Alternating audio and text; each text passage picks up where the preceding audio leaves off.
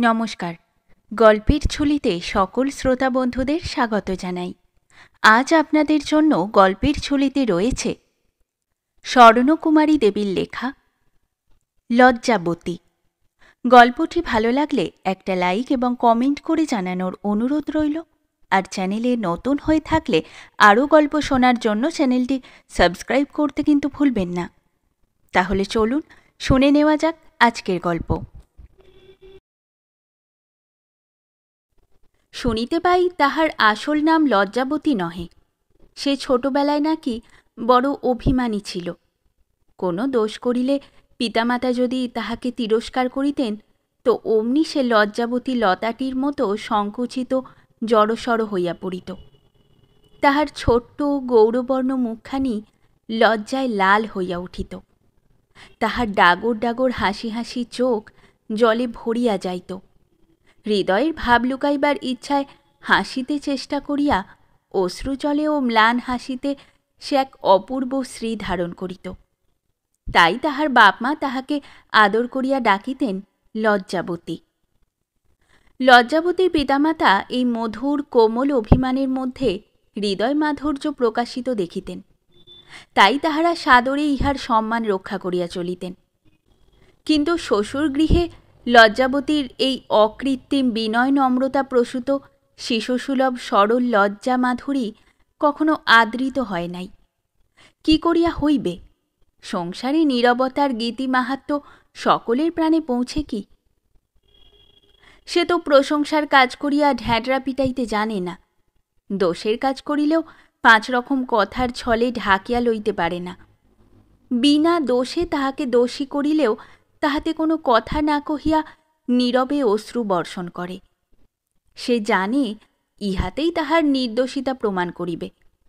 কিন্তু কঠোর সংসারে কোমল অশ্রু সাক্ষ্য কয়জন সত্য বলিয়া গ্রহণ করে? ইহাতে বরং তাহার দোষই সপ্রমাণিত হয়। সুতরাং যে স্বভাবের গুণে লজ্জাবতী পিতামাতার আদরে ছিল সেই স্বভাবের গুণেই শ্বশুরগৃহে প্রতি পদে তাহাকে তাড়না সহ্য করিতে হয়। শীতের প্রভাত, কিন্তু আজ কুয়াশা নাই। নির্মল আকাশে সূর্যের অগ্নি গোলক জ্বলন্ত মহিমায় বিরাজিত হইয়া দিগ্বিদিক বিভাসিত করিয়া তুলিয়াছে। লজ্জাবতী ঘুম ভাঙিয়া দেখিল তাহার ঘরের দেয়ালে সূর্যকিরণ ঝিকঝিক করিতেছে। ভাবিল কত না জানি বেলা হইয়া গিয়াছে। তাড়াতাড়ি বিছানা হইতে উঠিয়া একবার মাত্র আকাশের দিকে চাহিয়া সসম্ভ্রমে সূর্য প্রণাম করিয়া নিচে নামিয়া আসিল। তাহার পর তাড়াতাড়ি স্নান সমাপন করিয়া দ্রুতপদে রন্ধনগৃহে আসিয়া দেখিল তাহার যা তখনও আসেন নাই। দাসী উনুন ধরাইয়া বাটনা বাটিতেছে। সে তখন নিঃশ্বাস ফেলিয়া সুস্থিরভাবে কুটনার আয়োজন করিয়া লইয়া কুটনা কুটিতে বসিল। সেদিন তাহার রাঁধিবার পালা নহে, বড় বউ রাঁধিবেন। সে জোগাড় দিবে মাত্র।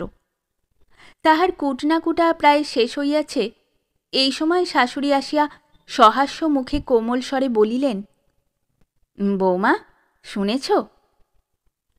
12 বৎসর লজ্জাবতী শ্বশুরগৃহে আসিয়াছে। এমন সাদরে শাশুড়িয়া তাহার সহিত কথা কহিয়াছেন বলিয়া তাহার মনে নাই। সে শাশুড়ির পানে চাহিতে গিয়া থতমত খাইয়া আঙুল কাটিয়া ফেলিল। শাশুড়ি বলিলেন, শুনেছ, ফুলকুমারী আসছে। লজ্জাবতী তাড়াতাড়ি কাটা হাত কাপড়ে লুকাইয়া ফেলিয়া আশ্চর্য প্রকাশক স্বরে বলিল, ঠাকুরজি? আশ্চর্য হইবারই কথা। লজ্জাবতী শ্বশুরগৃহে আসিয়া অবধি কখনো এ পর্যন্ত তাহাকে দেখে নাই। 14 বৎসর হইল ফুলকুমারীর বিবাহ হইয়াছে। বিবাহের পর একবারও সে বাপের বাড়ি আসে নাই। শ্বশুর ধনী লোক, পুত্রবধূকে এই গৃহস্থ ঘরে পাঠাইতে তিনি অপমান জ্ঞান করিতেন। শ্বশুরের মৃত্যু হইয়াছে, তাই এতদিন পরে ফুলকুমারী পিত্রালয়ে আসিতেছে। শাশুড়ি আবার বলিলেন, আজ কার রাঁধার পালা? বড় বউয়ের বুঝি? তা দেখো বাছা, বড় মানুষের বউ এতদিন পরে আসছে, যত্নের যেন কিছু কমই না হয়। শাশুড়ি চলিয়া গেলেন। কাটা আঙুল জলে চুবাইয়া ধরিয়া লজ্জাবতী ভাবিতে লাগিল, আজি সুপ্রভাত যে আনিয়াছে, সে না জানি কিরূপ কল্যাণরূপী উষাময়ী প্রতিমা। এই কঠোর অন্ধকার প্রান্তর এতদিনের পরে প্রেমের আলোকে আলোকিত দেখিব। এক অপূর্ব আনন্দে তাহার হৃদয় পরিপূর্ণ হইয়া উঠিল। একে কন্যা, তাহে ধনির ঘরণী, গৃহে আসিয়াছে আবার অনেক দিন পর। চৌধুরী বাড়ির অন্তঃপুরে আজ পর্বোৎসবের ধুম। কাহারও মুহূর্ত দাঁড়াইবার অবকাশ নাই। বধূগণ রাঁধিতে ব্যস্ত, দাসীগণ জোগাড় দিতে ব্যস্ত, গৃহিণী আনাগোনা ফরমাস করিতে ব্যস্ত, ছোট ছোট ছেলেমেয়েরা পিসিমা আসিতেছেন বলিয়া আনন্দে কোলাহল করিয়া ছুটোছুটি করিতে ব্যস্ত। এই ব্যতি ব্যস্ততার মধ্যে চাকর আসিয়া খবর দিল, দিদিমণি আসছেন গো। চাকর, দাসী, ছেলেমেয়ে, গৃহিণী সকলেই উঠানে আসিয়া দাঁড়াইলেন। লজ্জাবতীও তাড়াতাড়ি হাতাবেড়ি ফেলিয়া যাত্রীদেবীর তিরস্কার না মানিয়া দ্বারদেশে আসিয়া উঁকি মারিল। রন্ধনগৃহের সম্মুখেই অন্তঃপুরের উঠান। একখানি বস্ত্রাবৃত পালকি, অগ্রপশ্চাতে দুইজন সুসজ্জিত দারবান এবং উভয় পার্শ্বে পট্টবস্ত্র ও স্বর্ণহার বিভূষিতা দুই দাসী এই উঠানে আসিয়া দেখা দিল। এই রাজসজ্জা দেখিয়া লজ্জাবতীর স্ফীত হৃদয় সহসা দমিয়া গেল। ধনীর নিকট দরিদ্র অনুগ্রহের পাত্র, তাহাদের মধ্যে কি সখ্যতা সম্পর্ক, হৃদয়ের সম্বন্ধ জন্মিতে পারে? কিন্তু অল্পকালের মধ্যেই তাহার এই ভাবনা দূর হইল। এই আড়ম্বরের মধ্যে যখন সামান্য সাজে, সামান্য বেশে এক হাস্যময়ী প্রফুল্লমুখী অসামান্যা রমণী আবির্ভূত হইয়া দাঁড়াইলেন, তখন তাহার হৃদয় আবার উত্তাল আনন্দ তরঙ্গে তরঙ্গিত হইয়া উঠিল। মা ফুলকুমারীর হাত ধরিয়া উপরে লইয়া গেলেন। লজ্জাবতী তাহার আনন্দ উচ্ছ্বাস লইয়া আবার রান্নাঘরে ঢুকিল। ঢুকিয়াই খানিকটা হলুদ লইয়া বড় বউয়ের পৃষ্ঠ বস্ত্র রঞ্জিত করিয়া দিল। বড় বউ রাগিয়া বলিলেন, ও আবার কি সোয়াগিব না? সে হাসিয়া অস্থির হইল। বড় বউয়ের রাগ তাহাতে দ্বিগুণ বৃদ্ধি পাইয়া উঠিল। তিনি ভ্রুকুঞ্চিত করিয়া তীব্রস্বরে বলিলেন, কাজের সময় ওসব ন্যাকামি ভালো লাগে না। কি হাসি পেয়েছ? ছোট বউ বুঝিল কাজটা ভালো করিতেছে না, তবুও হাস্য সংবরণ করিতে পারিল না। বড় বউ আবার বলিলেন, ভেলা আদুরে পনা শিখেছিলি, আদুরেগিরি ফলাতে হয় বাপের বাড়ি গিয়ে ফলাস, আমাদের ওসব ভালো লাগে না। এই কড়া কথা তাহার অন্তর বিদ্ধ হইল। নয়ন সজল হইয়া উঠিল, কিন্তু তবুও সে হাসিতে লাগিল। অনেক দিনের পর তাহার স্বাভাবিক শিশুসুলভ চপলতা ফিরিয়া আসিয়াছে। আর লুকাইয়া একতরফা দেখা নহে, এবার চোখে চোখে মিলন। বধূরা অন্নব্যঞ্জন, ক্ষীর নবনী, দধি, দুগ্ধ, ফল মিষ্টান্ন সজ্জিত করিয়া দাঁড়াইয়াছে। মা কন্যাকে ভোজনস্থানে লইয়া আসিলেন। আহারে সরঞ্জাম দেখিয়া ফুলকুমারী বড় বউকে সম্বোধন করিয়া বলিল, এ কি করেছিস লো? এত কেন? আমি কি গুরু ঠাকুরন হয়ে এসছি নাকি? বড় বউ অর্ধঘোমটার মধ্য হইতে আস্তে আস্তে বলিল, তা নইলে এতদিন পরে বাপের বাড়ি আসিস? এখন বস, রান্নার যেন নিন্দে না হয়। পাতে পড়ে থাকলেই বুঝবো রুচল না। মরে যাই, আমি কি রাক্ষস নাকি? ও কে বড় বউ? মা তাহার উত্তরস্বরূপ বলিলেন, তা জানিস নে ফুলি, ও যে ছোট বউ। কি করেই বা জানবি? শ্বশুর পোড়ার মুখো হেমের বিয়েতেও তো একবার পাঠালে না। এত করে বললুম, তা একবেলাও না। এমন জানলে কি অমন ঘরে বিয়ে দিই? ফুলকুমারী বলিল, ওই ছোট বউ? ফুলকুমারী ইত্যবসরে ছোট বউয়ের নিকট আসিয়া বলিল, এই ছোট বউ, দেখিল দেখি, মুখ খোল। বলিতে বলিতে সে তাহার ঘোমটা উঠাইল। ছোট বউ একটু হাসিয়া আবার ঘোমটা টানিয়া দিল। ফুল বলিল, ওমা, বেশ বউ হয়েছে, দাদা দেখছি ছবির মতো বউ করেছে। ছোট বউয়ের দিকে চাহিয়া হাসিতে হাসিতে ফুল এই কথা বলিল। ছোট বউ হাসিয়া মুখ হেঁট করিয়া ঘিয়ের বাটি ভাতের থালার কাছে আরও একটু সরাইয়া রাখিল। কাজকর্ম শেষ করিয়া বিকালে লজ্জাবতী উপরে উঠিতেছে। ফুলকুমারীকে আর একবার দেখিবার জন্য সে তৃষিত। ফুলের সেই প্রফুল্ল ভাব, সহাস্য দৃষ্টি, সাদর মধুর কথা সমস্তক্ষণ তাহার মনে তরঙ্গ তুলিয়াছে। লজ্জাবতী নববধূর ন্যায় সলজ্জ আগ্রহে অধরের মৃদু হাসি চাপিয়া অধীর চরণ ধীরে ধীরে বিক্ষেপ করিয়া দোতলায় আসিয়া দাঁড়াইয়াছে। এমন সময় পুটুরানী আসিয়া বলিল, মা, আমার ফুল কাঁটা ফিতে দে, পিসিমা চুল বেঁধে দেবে। লজ্জাবতী সহসা স্বপ্নরাজ্য হইতে ভূতলে অবতীর্ণ হইলেন। বিস্মিতভাবে বলিলেন, সে কি, তোর ফুল কাঁটা তো আমি রাখিনি। রাখিসনি কি? সেই যখন তুই কুটনো কুটছিলি আমি তোর কাছে রেখে এলুম। মা বলিলেন, কই, আমি তো তা জানি নে, আমাকে তো বলে আসিসনি। সে বলিয়া আসে নাই সেটা ঠিক, কিন্তু মা যে তুলিয়া রাখেন নাই সেটা তো আর তাহার দোষ নহে। মেয়ে মুখ ঝামটা দিয়া বলিল, কাছে রেখে এলুম তার বলে আসবো কি, শীঘ্র আমার দড়ি কাঁটা দে। লজ্জাবতী নিজের দোষটাই বুঝিয়া তাহাকে আর কিছু না বলিয়া গহনা খুঁজিতে আবার নিচে নামিলেন। আর ফুলকুমারীকে দেখিতে যাওয়া হইল না। এদিকে দাসী আসিয়া গৃহিণীকে বলিল, দিদিমণির বিছানা তো করে এনু, তা গায়ের নেপ কি দেব, একটা দাও। ফুলকুমারী তখন বড় বউয়ের ঘরে তাহার সহিত গল্প করিতেছিল। গৃহিণী একাকী ছিলেন। দাসীর কথায় তিনি তাহার তলপি তল্পা খুঁজিয়া একটিও ভালো লেপ পাইলেন না। সবই ছেঁড়া ছেঁড়া। পাতা চলে, কিন্তু বড় মানুষের বউকে গায়ে দিতে দেওয়া যায় না।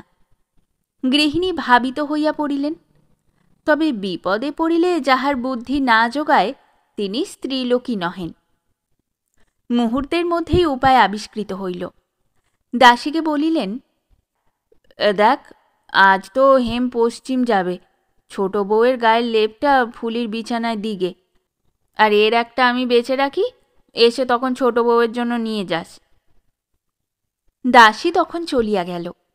তাহার খানিক পরে আসিয়া বলিল, এমন অগোছালো বউও দেখিনি। পুটুরানী গহনা রাখতে দিয়েছিল, হারিয়ে খুঁজতে নেগেছে, তাই তাকে আর বলতে পেনু না, আপনি নেপটা নিয়ে দিদিমণির বিছানা করে এনু। গহনা হারিয়েছে? কি গহনা? মা, তার ফুল গো, ফুল। দেখো মা, আমাদের দায়ে মজিও না, তোমরা সব হারাবে আর আমরা গরিব মানুষ মারা যাব। গৃহিণী এই খবরে রাগিয়া আগুন হইলেন। আজ আনন্দের দিন, মেয়ে ঘরে আসিয়াছে, আর কিনা পোড়ারমুখী বউ গহনা হারাইয়া অলক্ষণ করিয়া বসিল। তিনি প্রথমে বড় বউয়ের ঘরে আসিয়া খবর দিলেন, শুনেছিস, ছোট বউ গহনা হারিয়েছে। এই সেদিন চেলির কাপড়খানা হারালে, আবার আজ এই কীর্তি, এমন উড়নচণ্ডী বউ। ফুল বলিল, মা, তা দৈবাত হারিয়েছে, ও তো আর ইচ্ছা করে হারায়নি। ফুলকে তাহার পক্ষ লইতে দেখিয়া মায়ের রাগ আরও দ্বিগুণ বাড়িয়া উঠিল। তিনি বলিলেন, তুমি তো বাছা বউয়ের গুণ জানো না, তাই ও কথা বলছো। দিন কতক থাকো, তখন বুঝবে। দেখতে মুখখানি অমন, পেটে পেটে দুষ্টুমি, ইচ্ছে করেই হারিয়েছে। আর গহনা তো ওর যাবে না, লাগে টাকা দেবে গৌরী সেন। তুই আজ বাড়ি এসেছিস, তাই ইচ্ছে করেই অলক্ষণ করছে। বড় বউ কোনো কথা কহিল না। তিনজনে মিলিয়া ছোট বউয়ের সন্ধানে চলিলেন।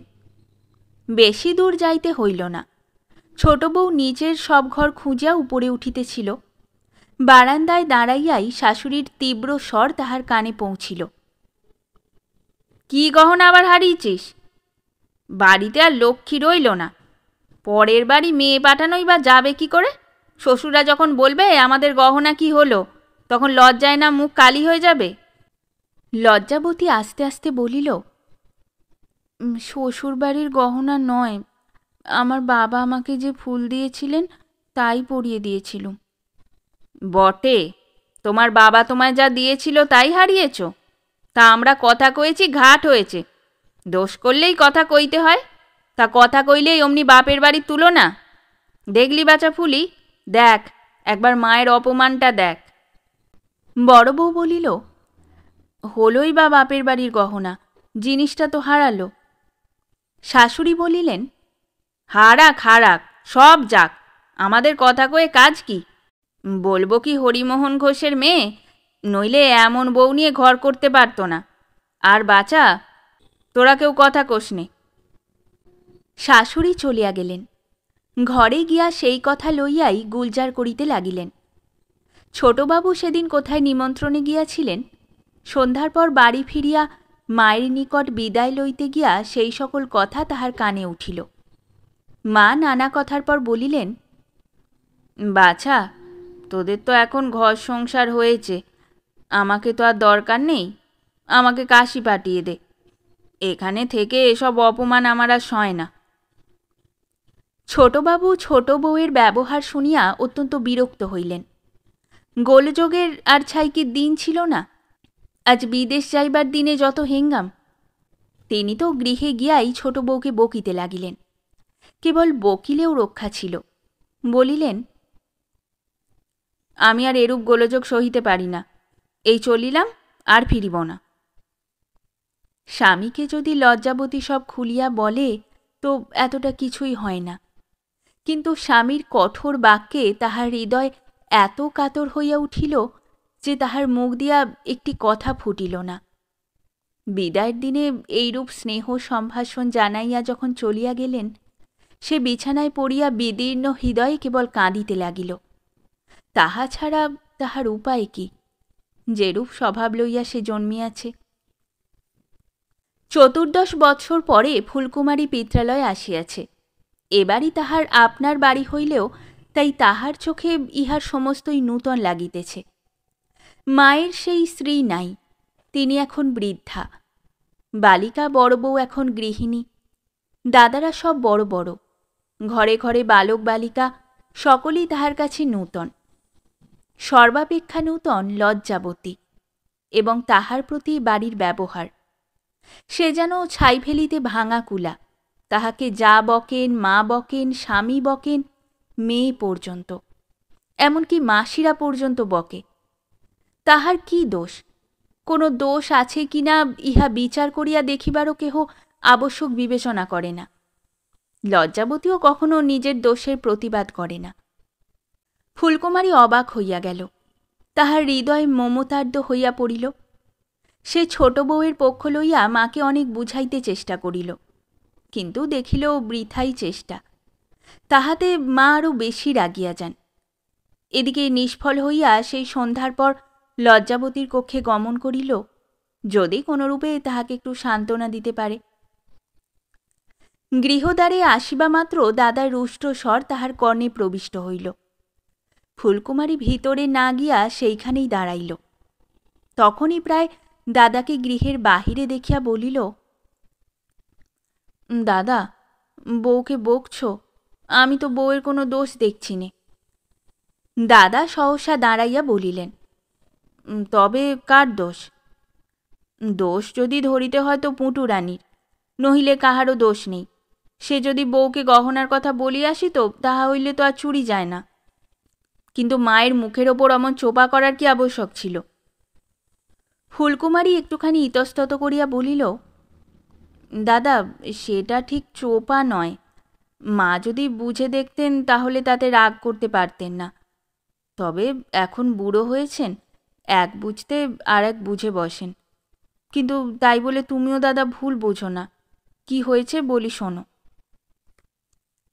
কি কথার পর লজ্জাবতী মাকে কি বলিয়াছিল ফুলকুমারী তখন সমস্ত বৃত্তান্ত বলিয়া জিজ্ঞাসা করিল। এতে কি ওর দোষ পেলে?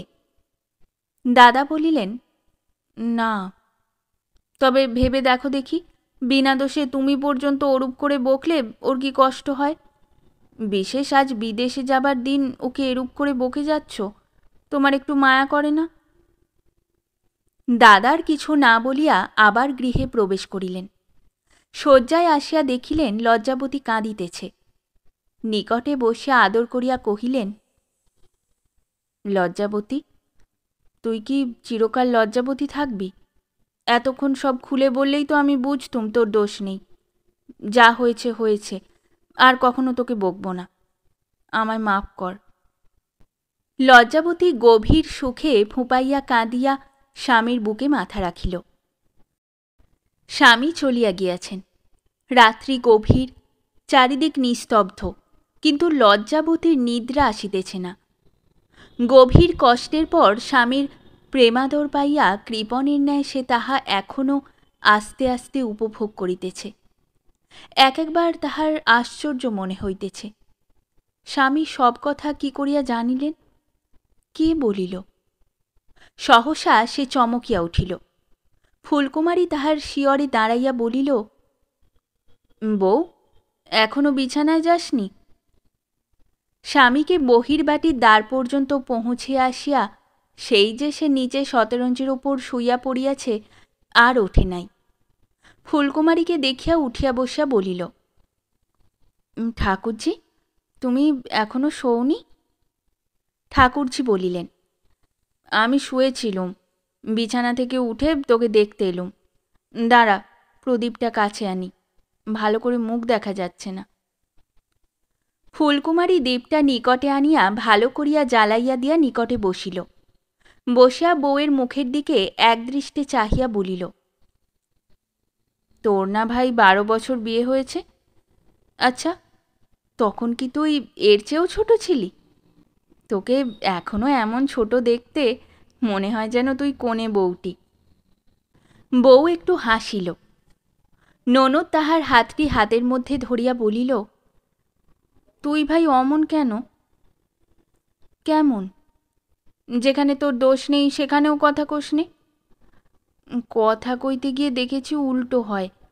কে জানে আমি কি রকম করে বলি, সবাই ভুল বোঝে। দাদাও? কেন, আমি তো দাদাকে বুঝিয়ে বলতে তিনি সব বুঝিলেন। ফুলকুমারী তাহার পক্ষ হইয়া স্বামীকে সব বলিয়াছে, তাহার জন্যই সে স্বামীর আদর পাইয়াছে। কৃতজ্ঞতায় লজ্জাবতীর নয়ন অশ্রুপূর্ণ হইয়া উঠিল। সে বলিল, তিনি কিছু বললে আমার বড় কান্না পায়। তাইতে কোনো কথা ফুটে বলা যায় না, বুঝেছি। না, তা ঠিক না, তিনি বিরক্ত হয়ে তারপর আর জিজ্ঞাসা করেন না। হায় রে আমার অভিমানিনী, কে জানে ভাই তোকে সবাই বকে কি করে, কি করে তোর ওপর রাগ করে। দিন কতক পরে তুমিও বকবে, দেখবে আমার উপর রাগ না করে লোকে থাকতে পারে না। কক্ষনো না। যদি দোষ করি? তাহলেও না, তোকে যে সকলেই বকে, আমি কোন প্রাণে বকব? লজ্জাবতী এই কথায় তাহার হাত দুটি টিপিয়া বলিল, তাও নাকি কখনো হয়? খানিক পরে ফুলকুমারী চলিয়া গেলেন। বউ বিছানায় গেল, কিন্তু কিছুতেই ঘুম হইল না।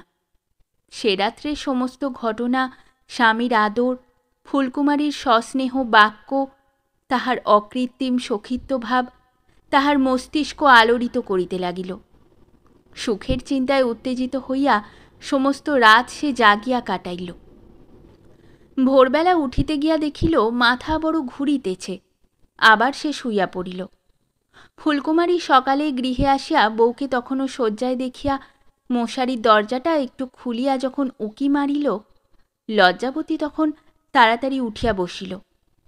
লজ্জাবতীকে নিতান্ত বিবর্ণ ক্লান্ত দেখিয়া ফুলকুমারী বলিল, বউ, তোর কি অসুখ করেছে নাকি? অমন দেখাচ্ছে কেন?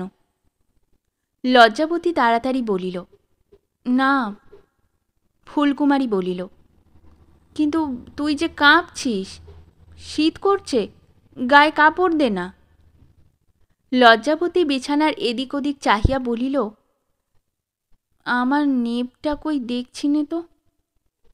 গোলেমালে শাশুড়ি দত্ত লেপটি দাসী তাহার জন্য আনিয়া রাখিতে ভুলিয়া গিয়াছিল। ও মা, সারা রাত লেপ না গায়ে দিয়ে অমনি কাটিয়েছিস কেন? তোর লেপ কোথায় গেল? জানি নে, ঝি বুঝি শুকোতে দিয়েছিল, তুলে দিতে ভুলে গেছে। বলিতে বলিতে লজ্জাবতী বিছানার বাহির হইল। ফুলকুমারী তাহার মাথায় হাত দিয়া দেখিয়া বলিল, সত্যি বউ, তুই এখন উঠিস নে, শুয়ে থাক, তোর কপালটা যেন গরম গরম মনে হচ্ছে। হ্যাঁ, এখন শুয়ে থাকলে কি চলে? ও কিছু না, একটু মাথা ধরেছে, স্নান করলেই সেরে যাবে এখন। কেন চলবে না কেন? আজ বুঝি তোর রাঁধার পালা? তা অসুখ করলেও পালা রাখতে হবে নাকি? আমি রাঁধব এখন। লজ্জাবতী জিভ কাটিয়া বলিল, ঠাকুরজি, খেয়ে পেছ নাকি? সত্যি আমার কিছু হয়নি। এমন আজগুবি অসম্ভব প্রস্তাব সে যেন জীবনে কখনো শোনে নাই। বলিতে বলিতে সে খাটে বসিয়া পড়িল। ফুল বলিল, আমার মাথা খাস, তুই শো। এমন সময় দাসী একটা লেপ আনিয়া বিছানায় ফেলিয়া বলিল, এই তোমার নেপ রইল গো, কাল আনতে ভুলে গেছিনু। তা উনুন যে বয়ে যাচ্ছে, আজকে আর রান্না বান্না করতে হবে না? হ্যাঁ, চলো যাচ্ছি। দাসী গেল। ফুল বলিল, আমার কথা রাখবি নে, তবু রাঁধতে যাবি? ঠাকুরজি, তুমি রাঁধবে সে কি করে হবে? কেন, তাতে কি হয়? তবে আমি তোর এত পর? বেশ। এই কথা বলিয়া ফুল রাগ করিয়া চলিয়া যাইতে উদ্যত হইল। লজ্জা বলিল, শোনো ঠাকুরজি, না তা নয়, কিন্তু মা তাহলে রাগ করবেন। তিনি ভাববেন। তার সঙ্গে বোঝাপড়া সে আমার। লজ্জাবতী একটু ভাবিল, ভাবিয়া সেই প্রস্তাবের অসম্ভাব্যতাটা মনে মনে কল্পনা করিয়া ব্যগ্রভাবে বলিল, ছি ছি, তাও কি হয়? না ঠাকুরজি, সে কোনো মতে হবে না। কোনো মতে হবে না? বেশ, তুই রাঁধগে, আমি কিন্তু সে রান্না খাবো না। ফুল রুষ্টস্বরে এই কথা বলিয়া চলিয়া গেল। লজ্জাবতী ডাকিল, ঠাকুরজি। কিন্তু ফুল আর ফিরিল না। লজ্জাবতী আর পারিল না। সে তাহার ঘূর্ণমান উত্তেজিত উষ্ণ মস্তক লইয়া সেইখানেই শুইয়া পড়িল। এখনো একদিন যায় নাই, ইহার মধ্যে ঠাকুরঝিও তাহার উপর রাগ করিল। সে বুঝিল এ রাগ ঠাকুরঝির স্নেহ হইতেই প্রসূত, সেই জন্যই তাহাতে তাহার হৃদয় অধিক বিদ্ধ হইল। তাই অভিমানের দুঃখে তাহার ক্রন্দন উথলিয়া উঠিল। সে কাঁদিয়া কাঁদিয়া মনে মনে কহিল, ঠাকুরঝিও আমার উপর রাগ করিল, আমার মরণই ভালো। লজ্জাবতী খানিক পরে নিচের রন্ধনশালায় আসিয়া দেখিল, ফুল উনুনে হাঁড়ি চড়াইয়া বড় বউকে রান্না সম্বন্ধে নানা প্রশ্ন করিতেছে। বড় বউ কুটনো কাটিতে কাটিতে হাসিয়া উত্তর করিতেছেন। ফুলের বাঁহাতি উনুনে ডালের হাঁড়ি, ডান দিকে কড়ায় তেল ফুটিতেছে। সে জিজ্ঞাসা করিতেছে, বউলো, তেল তো চড়বড় করে এলো, এখন তরকারিগুলো দিই। বউ হাসিয়া বলিতেছে, বলি তোমার অমন কাজ না করলেই কি নয়? চড়বড়ানি আগে থামুক, তখন দেবে। ওইল বড় বউ, ডাল উঠলে উঠল, কি করি, আয় আয়। লজ্জাবতী বলিল, এই যে আমি আসছি ঠাকুরজি। সে আসিতে আসিতে ডাল উথলিয়া খানিকটা ফুলের পায়ে পড়িয়া গেল। পা পড়িল ফুলের, তাহার জ্বালা ভোগ করিল যেন লজ্জাবতী।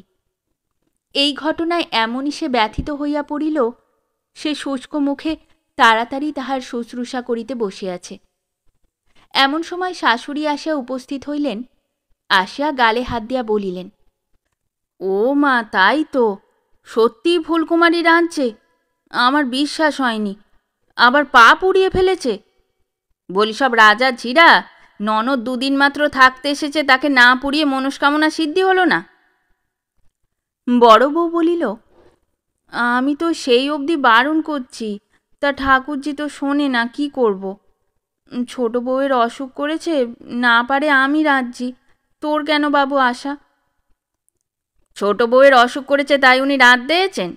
দেখ ফুলি, আমি আজ মাথা ঘুরে মরব, এদিকে আয় বলছি। মাইরি, এমন বউ তো আমি কখনো দেখিনি। ফুল বড় বউয়ের প্রতি কটাক্ষ নিক্ষেপ করিয়া বলিল, না মা, আমি শখ করে রাঁধতে এসেছি, আমি এই ডাল আর তরকারিটা রেঁধে যাচ্ছি, তুমি যাও। মা বলিলেন, তুমি রাঁধবে আর বউরা বসে থাকবে? আয় বলছি, নইলে আমি রক্ষে রাখব না। বলিয়া হেসেলে উঠিয়া ফুলের হাত ধরিয়া হরহর করিয়া উপরে টানিয়া লইয়া গেলেন। এবং সমস্ত বেলা ধরিয়া এমন চোখে চোখে রাখিয়া দিলেন যে ফুলের আর লুকাইয়াও এমুখ হইবার জো রইল না। লজ্জাবতী তাহার অসুখ শরীর লইয়া নিস্তব্ধে রাঁধিল, কিন্তু রান্নার পর গৃহে আসিয়া সেই যে শুইয়া পড়িল তাহার আর উঠিবার সামর্থ্য রহিল না। বড় বউ ফুলের ভাত বাড়িয়া উপরে লইয়া আসিল। পুটুরানী পিসিমাকে ডাকিল, পিসিমা ভাত এসেছে, খাও গে। মা মেয়েকে সঙ্গে করিয়া আহার স্থানে আসিয়া ছোট বউকে না দেখিয়া বলিলেন, রাজা ঝির বুঝে আর এদিকে আসতে নেই? পুটুরানী বলিল, মায়ের বড় অসুখ করেছে, সে শুয়ে পড়েছে। সব ভান, কাজের নামে অমনি অসুখ। তাহার অসুখের কথা শুনিয়া ফুলের বুকটা ধরাস করিয়া উঠিল। বুঝিল বিশেষ অসুখ না হইলে সে এখানে আসিত। সে বলিল, না মা, সকাল থেকে তার অসুখ করেছে, রেঁধে ভালো করেনি, একটা বাড়াবাড়ি না হয়। মা বলিলেন, অমনি বাড়াবাড়ি হলো, একটু বুঝি মাথা ধরেছে আর পড়ে আছে। গেরস্তের বাড়ি অত বড় মানসি করলে চলে না। ফুল আর কিছু না বলিয়া আহারের পর তাহার গৃহে গমন করিল। মাও তাহার সঙ্গ লইলেন। লজ্জাবতীকে দেখিয়া শাশুড়ির জ্ঞান জন্মিল। সে সত্যই পীড়িত। ফুল তাহার কপালে হাত দিয়া বলিল, উফ, আগুন যে! বউ শীতে কাঁপছে, আবার লেপটা গেল কোথা? কাল তো বউয়ের বিছানায় মোটেই লেপ ছিল না, সারা রাত শীতে সারা হয়ে এই অসুখটা হয়েছে। শাশুড়ি বলিলেন, বড় মানুষের জীব, একটা লেপ দিয়েছিলুম, তা ফেরত দেওয়া হয়েছে। গেরস্ত ঘর একদিন কি নিজের ভালো লেপটি নইলে চলে না? না হয় ননদকেই গায়ে দিতে দিয়েছিলুম, তার জন্যে একেবারে অসুখ বাঁধানো। লজ্জাবতী জানিতই না যে শাশুড়ি তাহার লেপ ফুলকে দিয়া তাহার পরিবর্তে অন্য লেপ দিয়াছেন। সকালে রন্ধন গৃহে যাইবার সময় সে বিছানা তুলিতে গিয়া দেখিল লেপটা তাহার নাই। ভাবিল দাসী শাশুড়ির লেপ তাহাকে বদল করিয়া দিয়াছে, তাই পুটুরানীকে দিয়া লেপটা ফেরত পাঠাইয়া দিয়াছিল। ফুল বলিল, সে যা হোক, এখন একটা লেপ পাঠিয়ে দাও দেখি। শাশুড়ি চলিয়া গেলেন। ফুল লজ্জার সেই করুণ কাতর মুখের দিকে ব্যথিত দৃষ্টিতে চাহিয়া বলিল, কেন আমি জোর করে রাঁধলুম না? তাহলে তো তোর এই অসুখ হতো না। লজ্জাবতীর চক্ষু অশ্রুপূর্ণ হইয়া উঠিল। সে বলিল, না, আমার রেঁধে অসুখ করেনি। বলো দিদি, তোমার আর রাগ নেই? তুমিও ভাই আমার উপর রাগ করলে। ফুলকুমারী কাঁদিয়া তাহার গলা ধরিয়া কহিল, আর আমি কখনো রাগ করব না। বল ভাই, তুই কিছু মনে করবি নে? লজ্জাবতী কোনো কথা কহিল না। তাহার মাথা ফুলের বুকে রাখিয়া গভীর প্রশান্ত সুখে সে কাঁদিতে লাগিল। প্রাণে প্রাণে এক হইয়া বুকে বুকে রাখিয়া দুজনে অশ্রুজলে অশ্রুজল মিলাইল। বুঝিবা লজ্জাবতীর কাঁদিবার স্বাদ মিটিল। ইহার পর আর সে কাঁদিল না। স্বামী যে কথা দিয়াছিলেন, ফুল যে কথা দিয়াছিল, তাহা ঠিক রহিল। আর কখনো লজ্জাবতীকে তাহাদের বকিতে হইল না। কয়েকদিনের মধ্যেই লজ্জাবতী রুগ্ন শয্যা হইতে একেবারে চিতা শয্যায় শয়ন করিল। শাশুড়ি কাঁদিতে কাঁদিতে কহিলেন, আহা গেল গো, নিজের দোষে প্রাণটা খোয়ালে। রাগ করে লেপটা গায়ে দিলে না গা, রাগ করে বললে না যে অসুখ করেছিল। দাসী চাকর যা সকলেই এই এক ধোঁয়া ধরিয়া কাঁদিলেন। কেবল একটি গভীর শোকক্লিষ্ট অনুতপ্ত হৃদয় তাহাদের সঙ্গে যোগ না দিয়া নির্জনে মর্মান্তিক দুঃখের অশ্রু বর্ষণ করিয়া মনে মনে কহিল, হায় হায়, কি করিলাম? কেন রাগ করিয়া কথা কহিলাম? বুঝি সে ওই অভিমানেই গেল। বুঝি আমিই তাকে মারিলাম। একবার মুহূর্তের জন্য ফিরিয়া এসো দিদি, একবার প্রাণ ভরিয়া আদর করিয়া লই। আদরের ভিখারিনী, তোমাকে কেহ আদর করে নাই, আমিও করিলাম না। জীবনে এ দুঃখ শেলের মতো আমার মর্মে বিধিয়া থাকিবে। শেষ হলো আমাদের আজকের গল্প। গল্প পাঠে এবং বিভিন্ন চরিত্রে আমি তৃষিতা। গল্পটি ভালো লাগলে লাইক এবং শেয়ার করে দেবেন, আর চ্যানেলে নতুন হয়ে থাকলে আরও গল্প শোনার জন্য চ্যানেলটি সাবস্ক্রাইব করতে কিন্তু ভুলবেন না। খুব তাড়াতাড়ি নতুন একটি গল্প নিয়ে ফিরে আসব। সকলে ভালো থাকুন, শুনতে থাকুন গল্পের ঝুলি।